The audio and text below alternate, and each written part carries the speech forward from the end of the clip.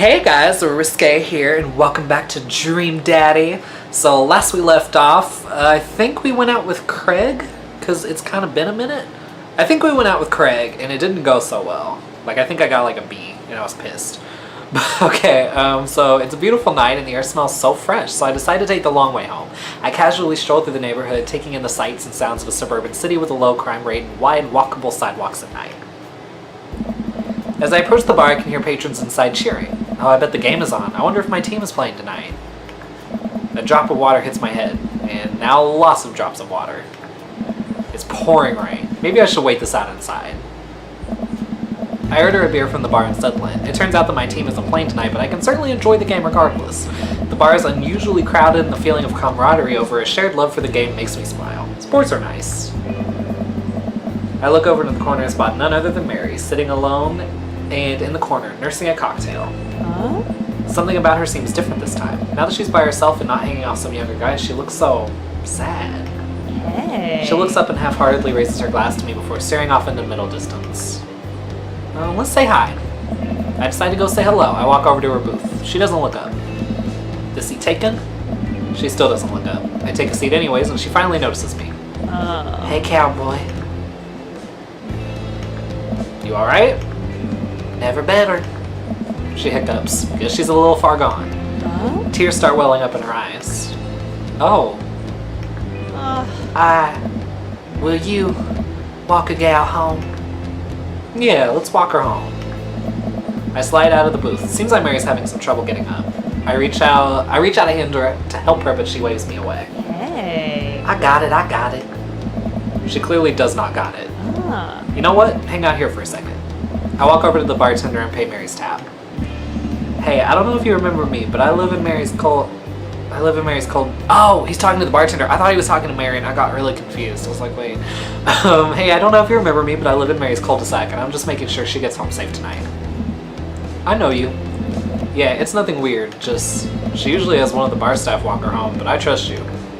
She doesn't, go home with... I don't really want to say it. One of the guys she meets? Nah. Ain't her thing. Huh. I head back to the booth. Mary stumbles out of the seat and directly into my arms. It's still raining a little bit. I take off my coat and hold it over Mary's head. She's such a gentleman. Let's get you home. Mary and I walk in silence up the street toward the cul-de-sac. I have no idea what to say to her for fear that she might hit on me. Or not. What did the bartender mean by ain't her thing? Is she a lesbian? Mary might be a lesbian. Sorry you have to see me like this. I'm usually not. I know Joseph doesn't like it when just sorry. It's alright. I'm sorry if I'm ever mean to you. It's alright. No, it's not. I know it's not. I'm having a really... Forget it. As we get to the cul-de-sac, I can feel Mary starting to slow down. By the time we arrive at the doorstep, she pulls away from me. Wait, can we just... Hold on. What's wrong? Hey. How about another drink? Old time's sake? Come on, Mary, it's bedtime. Mary looks me up and down, giving me a half smile. Hey. You're right. She pulls me in close for a hug, holding on to me for a little longer than feels appropriate. She mumbles into my chest. You're a good kid. Thanks for the company. Mary gives me a pat on the back, straightens out her sweater, and walks the rest of the way to the front door herself. Huh. That quirky lab assistant from NCIS just reminds me of you. Welcome. You've got Okay, ads. so we went out with Matt and Craig. I can't remember who's next. I think it's Robert. So let's hang out with Robert. Okay, message. Whistle while you wake. I'm not the best whistler. I can hold my own, but it's hard. It's so hard to, get it on pitch. Okay, just making sure that nothing's freezing up. I had a lot of fun with Robert the last time we hung out, but I'm beginning to wonder if he's dodging me. I've tried messaging him a few times, and Dadbook says he hasn't even read them. Haven't even seen him come out of his house, actually. I decided to send him one last message, figuring that this will produce the same result. Hey man, don't know where you've been, but we should grab a drink soon. I walk away from my computer because at this point I know he's not messaging me back anytime soon. I linger in the kitchen. I'm all caught up on work. The house is relatively clean. Maybe I should do something nice for Amanda. Ah, I'll bake her favorite pie. I root through the pantry and pull out all the ingredients. This is an old family recipe that I used to make with my grandmother when I was a kid. I lost the actual recipe card. Oof, Jesus Christ. A long time ago, but I think I'll be able to remember how to bake it. God. I start mixing the ingredients together for the crust until I get a nice dough. I throw some cherries into a saucepan to make the filling. Normally I don't like to multitask in the kitchen, but this cherry pie is a piece of cake. Pie? It's a piece of pie. I'm making a pie. Ah man, I can never remember what temperature you're supposed to set the oven at. I'm pretty sure it's 375, but I could be wrong. Who am I kidding? I'm never wrong when it comes to this pie. My special twist on my grandma's recipe includes a secret ingredient that not even Amanda knows about. It really makes the cherries extra flavorful. God, why can't I remember what the secret ingredient is? Almond extract, duh. Oh, it's almond extract, duh. Oops, I accidentally poured a little too much in. Way too much. I'm sure it's fine. Baking is an art, and some of the most beautiful art is made from mistakes.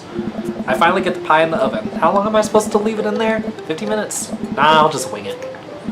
Amanda's gonna be so excited. That kid loves a good pie. I have a seat at the kitchen table and do word jumbles until Amanda comes home. I can hear the door slam open. Yo, Pops, it smells like pie in here. It's pie, sweetie. Amanda darts over to the oven and looks inside. Yeah. Yes. Hey, it's not done. Be patient. What's your angle here? What? Pies are an objective-based confection. What are you trying to get out of me? I've been leading a double life. Amanda, I have terrible news for you. I'm actually a pro skateboarder and aspiring astronaut and bank robber. The lifestyle is calling me back and I must go. One last job. You know how it is. This pie was the only way I knew how to tell you. Well, I appreciated the years we spent together, but a trade-up is a trade-up. Remember me when you're kicking your feet up in Ibiza. Thanks for all the pie. We share a cordial handshake. I wait a few more minutes before taking the pie out of the oven. I set it on a rack to cool and guard it so Amanda doesn't dig into it before it's ready. Huh. What? Does it look kind of weird to you? Oh, that's just me taking artistic license on what cherry pie means to me emotionally. I'm just saying this because, you know, it seems like you might have baked this pie incorrectly. And you're currently, right now, trying to pass it off as a good thing. Huh? It's art, sweetie. Was it art when you accidentally baked a whole uncracked egg into the center of my 12th birthday cake? Jesus. Well, was it art when you tried to make brownies and accidentally created chlorine gas? How? Just how? Well, that's a bit of an exaggeration. Was it art when you just eat the pie, Panda? I cut us a few slices and we sit down to eat. The cherry filling oozes out of the sides and the buttery crust glistens. I watch as Amanda takes a bite. Oh no. Ah. What's wrong? Is it not good? Amanda winces and fans her mouth. No, I just burned the heck out of the roof of my mouth. This pie is amazing. Sorry for downing you. I breathe a sigh of relief and take a bite. She's right. The pie is pretty incredible, as it always is. I'm really proud of you for making a pie without burning the new house down. I got a few dad tricks up my dad's sleeve. Yeah. Maybe fathers aren't as bumbling and stupid as the media makes us out to be. Maybe we as a society should have a little more respect for fathers as a whole. Dad, your sleeve is on fire. I run to the sink and put myself out. Pride will be my undoing. Amanda and I... How did he even get it on fire? What did he have it on? I don't know. Amanda and I clean up the kitchen and play a little more living room hoops before she retreats to her room to do homework. I go back to my word jumbles. Hey, this one spells cat. The rest of my evening trickles by. We eat dinner, I help Amanda with one of her scholarship applications, and we both start getting ready for bed. I decide to check Dad book one last time before I climb into bed. Still nothing from Robert. Huh, hope he's okay. I turn out the lights and lie down. Hey, Harry. Hey, Harry. Oh my god, I hate that. Hey, I'm outside. Come outside. Ugh, what is that? I was just on the verge of falling asleep. Most annoying thing dudes do right there. Minus the I'm outside stuff, because dudes I don't tell dudes where I live, so they don't come see me unless I want them to. But, oh my god, I hate that. Just let me respond in my time. Don't bombard me with messages. Jesus. Anyway, I was just on the verge of falling asleep. I climb out of bed and try to identify the source of the dinging. My computer screen illuminates the dark room. I walk over to it, ready to turn it off, when I notice what's happening on screen. Don't make me honk. I will honk. Get out here. I look at my window and sure enough, there's Robert leaning up against his pickup truck in my driveway. I open my door and try to figure out what's going on. Hey. Hey? Hey. Wanna hang? I was kinda sleeping. That's no fun. Come hang out. I would argue that sleeping is very fun, but I don't have to be anywhere in the morning. Might as well live a little. Sure. Cool. You plan on going out like that? I look down and realize that I am, in fact, not wearing pants. Oh. I mean, I don't mind. Right. 1 second. He's such a typical fuckboy. It's enraging, but it makes me like kind of love him a little bit. I run inside and throw on my going out pants, shoes, and a jacket. I grab my keys and meet Robert back outside. Ready? Ready. Hop in.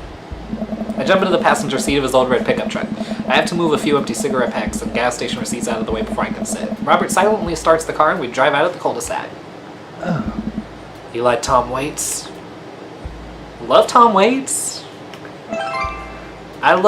Before I can answer, Robert turns up the radio. Yep, that's Tom Waits alright. He lights a cigarette and cracks the windows. We drive together in silence. So, where are we going? Robert doesn't respond. Robert? Oh, I heard you. He still doesn't answer my question. I look out the window and notice that Robert's taking us to the highway. I twiddle my thumbs. Well, whatever I've gotten myself into, it looks like I'm in it for the night. I settle into my seat and watch streetlights pass by. I glance over to Robert, who's driving intently. He looks tired, as he always does, but there's something a bit more there that I just can't place. I like your car. How old is this thing? Older than you. Stop looking so nervous. I'm not nervous. I'm a little nervous. Just hang on, we're almost there. Almost where? I have no idea where we are. I think we're moving at a slight incline, but I'm not so sure. We eventually come to a stop. Robert gets out of the car and I sit for a second, unsure if he wants me to get out too. What are you waiting for? I hastily exit the car. Robert sits on the bed of his truck and passes the space next to him. Oh, okay, that's like kind of like cute and romantic. Gazing at the stars in a truck bed, that's so cute. I sit down and take in the view. We're on a hill overlooking the city skyline against the bay. The cool night air rustles some trees near us as lights blink in the distance. Off to the side I can see an entrance to a dense forest. Man, it's all so gorgeous. This is where I come to masturbate. What? I'm kidding. What's wrong with you? Hey. This is my little spot where I come to think. It's nice. You can see the whole city from up here. Really gives you some perspective. Robert reaches behind him and pulls something out from under his jacket. It glints in the moonlight, and I suddenly realize what it is. Oh shit, that's a knife. Oh, please don't stab me. Robert reaches into his pocket and pulls out a small piece of wood. Please don't stab me with that either. Robert takes the knife to the piece of wood and starts carving at it. Oh, I breathe a very audible sigh of relief as Robert looks at me sideways. Did you think I was gonna stab you just now? What? No. Hate to break it to you, but I did, in fact, bring you out here to harvest your organs. I'm gonna play along. Yeah, well, you think you caught me in your trap, but I knew. For years, I've been putting the most vile junk food in my body in preparation for this day. Come at me, friend, and reap what you will. 2 steps ahead of you at all times. That's how I operate. Nothing gets past you, huh? Okay, I'm glad that went well. Because again, I didn't get to go on dates with Robert because the first time I played, I did this so differently, so this is like so new. Robert reaches into his pocket and pulls out a folding knife that he opens and hands to me. I'm gonna warn you, the last guy I had a knife fight with lost 3 fingers because he didn't know the 8 basic rules of knife fighting. You're familiar, correct? I honestly can't tell you when you're kidding. I'm so many levels of irony deep that I've forgotten what humor is. He and I laugh. Have you ever whittled before? Considering I'm not a grandpa, no. What do you mean by that? Well, I just thought you would have a block of wood shipped to you along with your first Social Security check. Harry, I'll have you know that whittling is a time-honored tradition enjoyed by both young and old alike. That you're dismissing it before you've even tried it speaks volumes about your character. However, because I've gotten to know you for some time and have come to think of us as friends, I'm willing to attribute it to ignorance instead of malice. What I'm trying to say is, go get that stick. Robert motions to a good-looking stick on the ground, perfect for potential whittling. I pick it up. The most important thing to remember while whittling is to cut with the grain, not against it. If you cut against the grain, the wood is going to splinter. Isn't the most important thing safety? No. Getting hurt comes with the territory. Look at my damn hands. Now look at his damn hands. They're calloused and covered in little white scars. They are very nice hands. You can't make a stick omelet without breaking a few hand eggs. Oh shoot! Oh, this is a minigame? Oh god! Okay, this is brand new. I'm really scared. Okay. Okay. I think this is Whittling rain. Okay.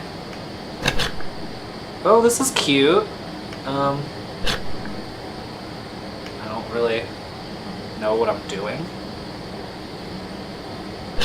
There we go. Okay. Okay. Hey! That's a good start. What is it? It's a pencil. Good luck writing with that. Oh, shut up. You've made a highly dangerous weapon. Awesome. Okay. Okay. This is interesting. I did not see this coming, I must say. Let's see. There we go. Okay. Tongue depressor. Oh, okay. I totally missed what that said. Damn it. I hope that was good. Okay. Okay. We got this. Alright. I don't know what this is supposed to be. What's the story here? Something to make me look tougher. It's working. I think you could take me in a fight, probably. Ooh, that's kind of hot. Tough guy accessory. Okay. This is really interesting. I did not see this coming. Okay. Is this an egg? What's this?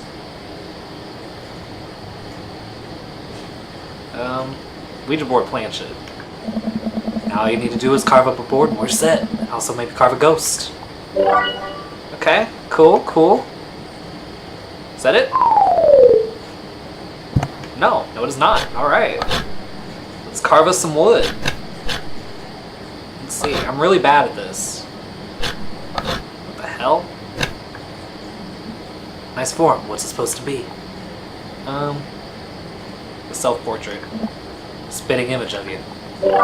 Okay, a masterpiece.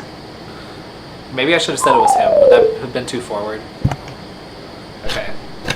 Let's keep going. Let's see. Alright.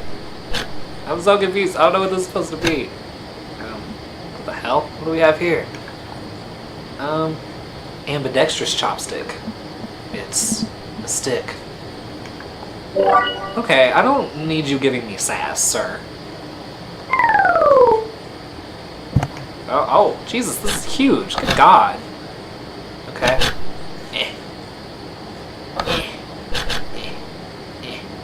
Okay, it's gonna take a while. Jesus. Okay, we're getting somewhere. Here we go.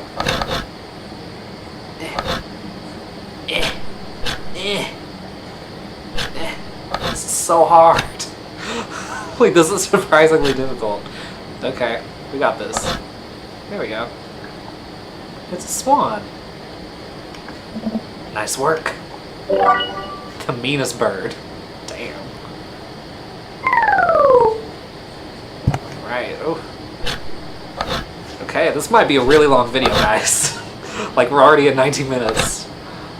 Okay, come on, we got this. Oh, God. Okay. Oh, Jesus. What? Just what? Come on. Oh. Beautiful handiwork, what do you call it? The spirit of the Mustang. How poetic. Alright.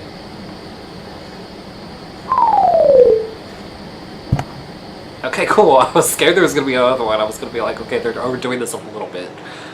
Alright, that was fun. Robert and I sit in silence for a while, carving our pieces of wood. I think I'm getting the hang of this. It's actually kind of relaxing. I glance over to see what Robert's working on. He's carving a smaller wooden knife. Ah! While I'm distracted, the knife slices into my thumb. Blood gushes all over my little wooden carving. Robert is lost in carving and doesn't notice me bleeding everywhere. Robert still doesn't notice. Robert, I'm dying. I'm bleeding to death. Robert finally looks over. Hey. He reaches into his jacket again. Jesus, how much stuff does this guy keep in there? And pulls out a red bandana. He wraps it around my thumb. Hold tight. He hops off the truck and I can hear him rummaging around in his car. Comes back a moment later with a well-stocked first aid kit. Smart guy. I like it. Robert carefully wipes all the blood off my hand and swipes a bit of antiseptic onto the cut. With surprising gentleness, he places a bit of gauze on the wound and wraps it all up. You okay? Yeah, I'm good. He hands me what's left of the tube of antiseptic. Make sure to keep that cut clean. It's oddly touching and a little sexy. It's very sexy, Harry. I guess I'm a real whittler now. Oh. That you are. Be careful, though. They're attracted to the smell of blood. Wait, what? What's attracted to the smell of blood? Cryptids. Tons of them out here, you know. Cryptids? Like Mothman and stuff? Oh. Mothman is bullshit, but yeah. This town's a hotbed for cryptozoological occurrences. You're joking. Oh, how I wish I were. I'm a skeptic myself, or at least I thought I was. There are things in these woods that we cannot possibly comprehend. I think about my entire time in the city. Aside from the occasional stray coyote, I don't think it's too bad. You ever hear of the Dover ghost? I don't think so. Hey. Well, let me tell you a story. Hey. I was out in the woods here on a weekend camping trip with Betsy. You don't know Betsy, but she's a big pup, a pit bull. Real intimidating. I feel safe around her. First night goes without incident. I get some solitude. Betsy gets to pee wherever she wants. All good stuff. Second day, I get the idea into my head that I can hike deeper into the woods. Probably against my better judgment, but hey, we're just having a fun camping trip, right? So me and Betsy start marching in the morning. It gets a little late and we set up camp, but it's different this night. Real quiet. I can hear the birds, the crickets, squirrels, nothing. Dead silent. Then it happens. I hear the most unholy growl I've ever heard in my life, right outside my tent. Me and Betsy, we go to investigate. We look around the clearing. Nobody's there.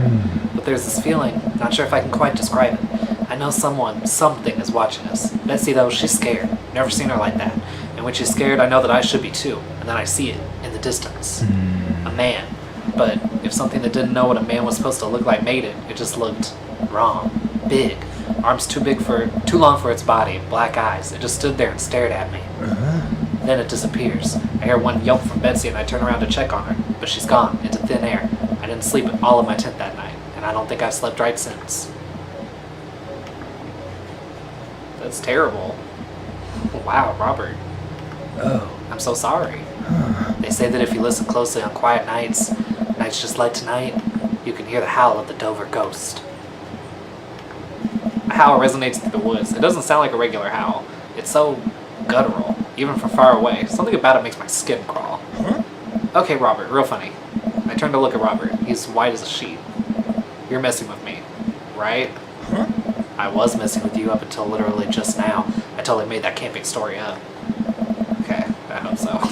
I strain my eyes to scan the forest line, trying to see where the howl originated from. Off in the distance, I see something. It's so far away I barely can make out a shape. It looks human, but it's dragging something. Do you see that? We should go. Jesus. Robert and I slowly back away and get into the truck. He turns off his headlights and we make a slow crawl away back onto the road. I'm too scared to look back. What was that? Whoa. The Dover ghost, I guess. I chuckle nervously. This time he doesn't seem like he's messing with me. Or maybe someone illegally dumping garbage on a wildlife preserve? Yeah, that's the story we'll tell ourselves. We sit in silence for a little while longer, the fear of whatever that was slowly subsiding as we get closer to the city. Oh. Thanks for coming out. This was fun. I'm sorry I haven't been in touch. I've just been in a way lately. I had to get out of the house. Had to be around somebody. You doing okay, man? Robert thinks for a second and lights another cigarette. Oh. Been doing a lot of thinking. He takes a long drag. As I get older, I feel more and more that I'm just drowning in the sea of regret. I was so busy chasing after these things that I thought would make me happy that I didn't think about anyone else. All I cared about was myself. I didn't even think. Oh. Robert stops. I wait for him to finish his thought, but he just stares at the road. Maybe I'm just built like this. Or maybe I do it to myself. Maybe it's my own choice that I'm as unhappy as I am. I try to think of something to say. I remember all the times in my life, oh God bless, when I've been sad, and there's a great many of them, but there was always light at the end of the tunnel, something I held on to that kept me going. There. But there's something so resigned about the way Robert's talking. I'm glad you told me.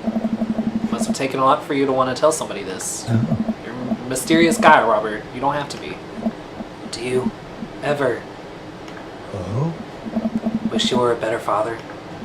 I think about it for a second. All the time. You can read all the parenting books you want, but nothing will ever prepare you for raising a child. There's so much stuff I regret or wish that I could have done better, but I don't have the answers. I don't know if anyone does. Oh. It's funny. I look at you and your relationship with your daughter and it seems perfect. It isn't. At least you're there for her. I stare out of the window at the blur of passing trees. I just hope I'm a better father to my kid than my dad was to me. What did your dad do? It's more about what he didn't do. He was quiet, stoic. Don't think he ever once told me that he loved me. He cared more about his work than he ever did about me or my mom. Do you hate him? No, I used to, but after I became a parent, I just kind of feel bad for him. He missed out on my whole childhood. And I think about all the happiest moments of my life, they're all with Amanda and Alex, and he just wasn't there. It hurt like hell when I had to leave him to die in that Belarusian prison. Huh? What? I turn and smile at him. No, he's retired in Florida with my mom. We go there every Christmas. We both break out into laughter. He pats me on the shoulder. We drive the rest of the way in silence, listening to the radio and watching the bright lights of the city grow bigger.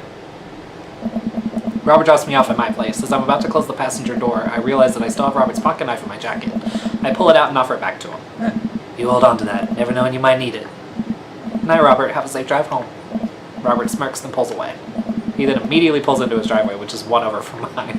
He gets out and waves. Oh, okay, that was like really cute. Oh, I like shipped them like kind of hard. I tiptoe into the house, careful not to wake Amanda up.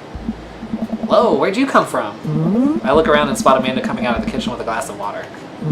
I thought you were sleeping. Oh, Robert woke me up to go cryptid hunting. You know the Mothman is bullshit, right? Amanda, you know what? It's fine. I think about the conversation I had with Robert in the car as Amanda starts walking towards her room. Hey, Amanda? She stops. I love you. It's weird when you say it outright and sincerely like that, but I love you too. Night. I chuckle to myself, then finally decide to go to bed. Oh, that was so cute. It makes me want to like kind of cry a little bit. Okay, day complete. Sweet. Awesome. Okay, that was fun. Let's see. How'd we do? Just an A? I feel like I deserved an S, but whatever. Alright, on that note, I'm going to end this video here. I hope you guys enjoyed. Please leave a like, comment, subscribe, share this with your friends, hit the bell so you don't miss one single upload, and I will see you guys next time.